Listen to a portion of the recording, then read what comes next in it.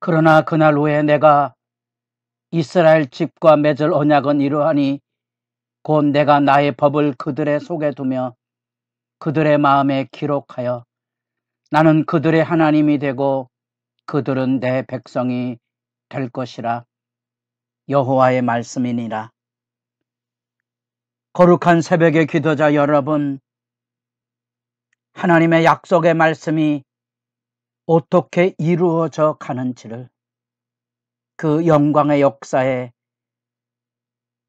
목도 곧 증인이 되어 말씀 안에 만난 하나님과 동행하는 은총이 날마다 깊어져 가기를 바랍니다.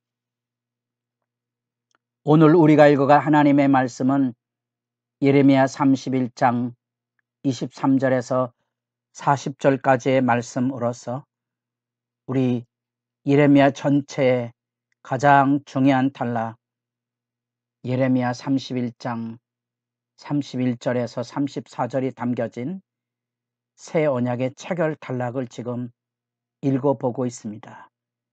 영광의 장면이지요.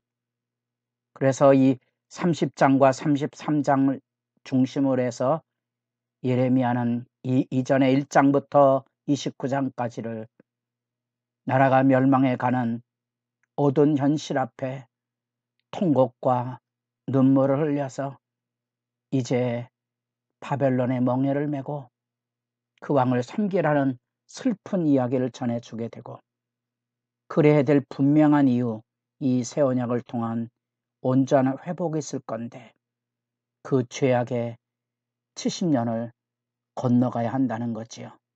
그리고 이제 34장부터 실질적으로 예루살렘의 멸망과 더불어 주변 국가에 대한 심판을 선포하는 단락으로 열려져 갑니다. 그 중심에 여기 예레미야 31장 31절부터 34절까지 신약과 이어지는 하나님의 구원 역사의 위대한 증언을 여기서 우리가 만나보게 됩니다. 너희는 내 백성이고 나는 너희 하나님이라는 하나님과 하나님의 백성의 언약관계의 영광이 여기 영원히 깨어지지 않을 하나의 약속이 담겨져 있고, 이 약속은 우리가 예수 그리스도의 십자가와 부활을 통하여 이 선연한 하나님의 구원의 열심과 더불어 우리 안에 성령의 부어짐의 놀라운 선물을 확인하는 놀라운 말씀의 단락입니다. 그 단락은 23절 돌아오는 그때에 대한 얘기가 들려지게 됩니다. 만군의 여호와 이스라엘 하나님께서 이와 같이 말씀하시니라. 내가 그 사로잡힌 자를 돌아오게 할 때 만군의 여호와,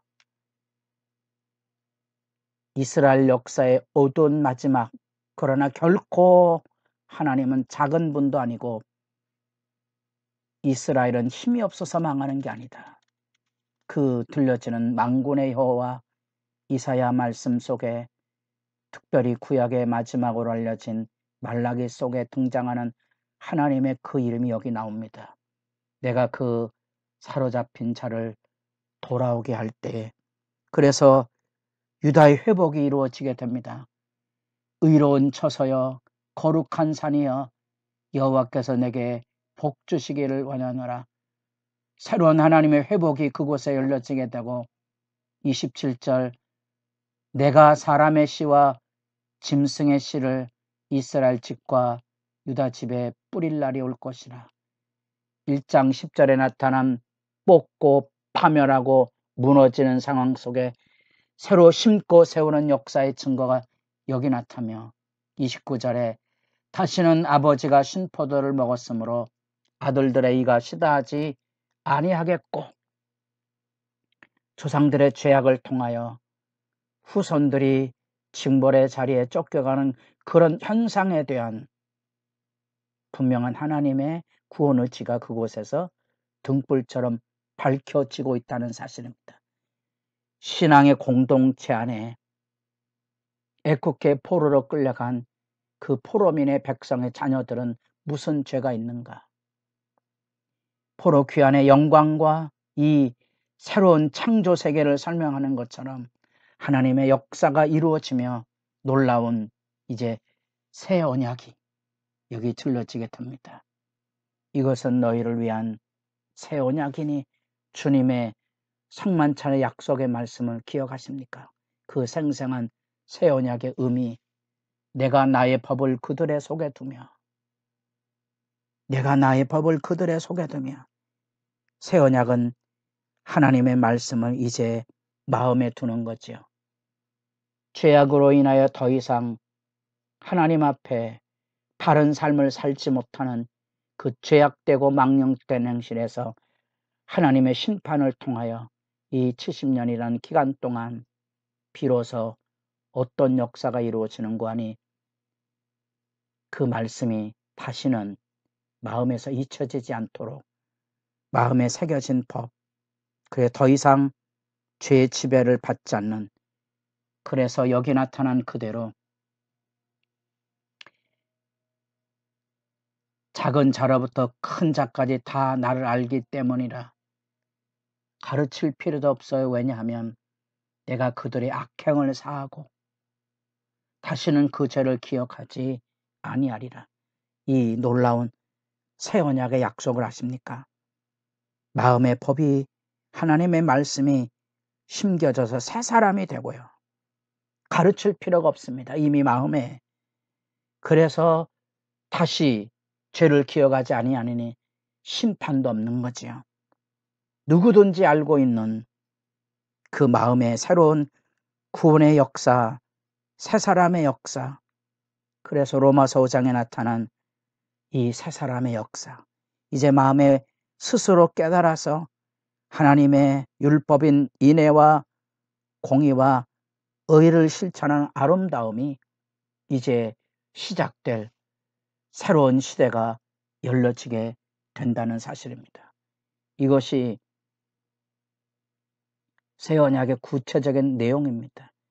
이것은 다시 멸망하지 않는, 다시 심판이 없는 새로운 창조가 마음에서부터 온 세계에 이르기까지 열려지게 되고, 이것은 예수님께서 십자가에 피 흘리신 그 속죄의 은총을 통하여 단번에 영원히 우리에게 구원이 열려지고, 이제 누구든지 우리 마음 안에 하나님을 아는 지식이 담겨져서 우리는 비록 죄 아래서 완전한 자유를 얻은 것은 아니지만 죄 안에서 완전한 사죄를 통하여 날마다 하나님 앞에 거꾸로 지고 회복할 수 있는 기회가 누구에게나 열려져 있는 새 언약의 백성이 된 것입니다. 이 위대한 하나님의 열심을 알아야 하나님께로 돌아간다는 말이 뭔 것을 아는 거지요. 우리는 끊임없이 이렇게 새벽을 열며 하나님 앞에 돌아갑니다. 아버지 은혜로서만 믿음의 길을 걸어갈 수 있음을 알고 그 겸손과 온유를 통하여 이 율례를 즐거워하고 기뻐하는 거지요. 그 삶이 우리들에게 이 예레미야의 어둠의 70년을 통하여 우리에게 밝혀지는 구원의 신비로움입니다. 포로 귀환의 그 복된 회복은 새로운 창조가 이루어지는 것처럼 그렇게 열려지게 되고, 그 놀라운 창조의 역사는 38절에 보라 날이 이르리니 하고 이제 예루살렘 성의 개관을 다시 합니다. 창조 세계가 변하는 것처럼 예루살렘에도 새 예루살렘이 되고 그곳에 여호와의 거룩한 곳에 영광이 회복될 것에 대한 지복의 세계가 여기 열려져 있는 거죠. 그 안에 하나님께서 주시는 24절에 양떼를 인도하는 것처럼 피곤한 심령이 상쾌하게 되고 연약한 심령이 만족하게 되고, 내가 깨어보니 내 잠이 달았더라. 아십니까? 은혜 안에 거하는 사람들의 이 영원한 축복, 지복을 압니까? 때로 사도들이 투옥을 당하거나 두들겨 맞거나 복음 전도를 위하여 풍랑에 죽을 고비를 넘어가 상황에서도 주께서 내 곁에 서서 기억하십니까?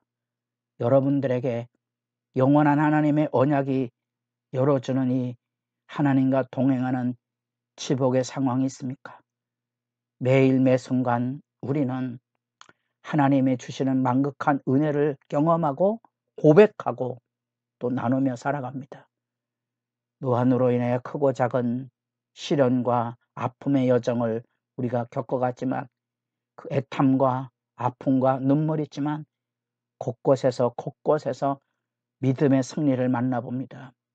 건지시고 고치시고 도우시는 그 영광입니다. 그 영광은 사람이 이루는 게 아니고 여호와 하나님의 구원의 열심을 통하여 죄악으로 무너졌던 이 세상 안에 그 중심, 사람의 마음을 변화시켜 새 사람이 되게 함으로 새 하늘과 새 땅을 열어가는 위대한 하나님의 나라의 회복이 지금 여기 열려져 가는 장면을 읽고 있습니다. 하나님의 영광의 그 이름, 그의 이름은 만군의 여호와니라. 여러분들에게도 이런 말씀이 울림이 되고 떨림이 되어서 하나님의 구원의 일하심이 우리를 통하여 지금도 땅끝까지 이르내 증인이 되게 하시는 구원 역사에 영광이 살아있어서 개인적인 크고 작은 시련과 고단함과 아픔이 있지만 여러분 믿음의 승리와 영광을 선포하며 살아가는 예수 그리스도의 증인으로서 이 성령 안에 이루어지는 영원한 언약의 지복의 역사가 여러분의 삶 안에 편만히 열려질 수 있기를 바랍니다.